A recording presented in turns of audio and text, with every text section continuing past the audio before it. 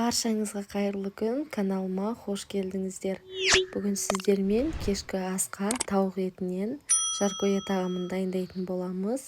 Видеоны соңына дейін көріңіздер.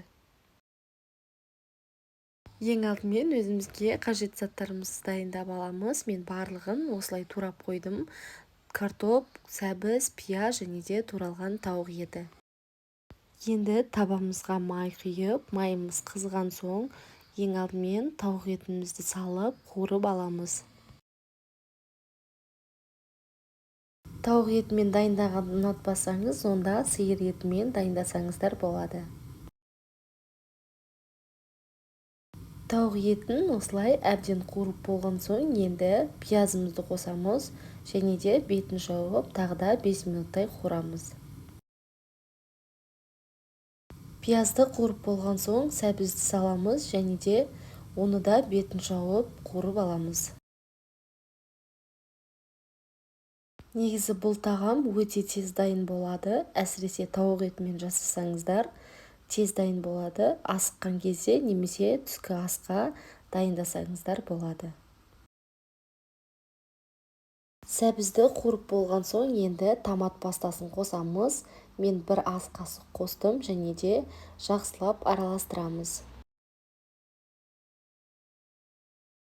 Дәміне қарай тұз, бұрыш қосамыз және де өзіңізге ұнайтын дәмдеуіштерді қоссаңыздар болады.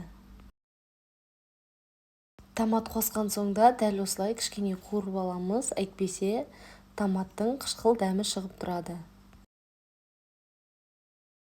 Томатымыз қуырылған соң, енді картопымызды қосамыз, жақсылап араластырып, шамамен 5 минуттай қуырамыз.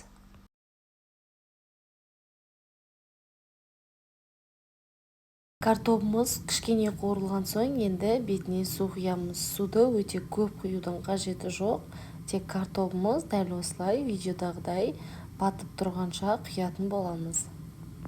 Енді тағамымыздың бетін жабамыз. Қайнаған соң, жай отта картопымыз толықтай піскенше күтеміз. Осымен біздің тауық етінен жаркоя тағамымыз дайын болды. Тез дайын болады және де өте дәмді болып шығады. Каналға тіркеліп, лайк басып, пікір қалдыруды ұмытпаңыздар.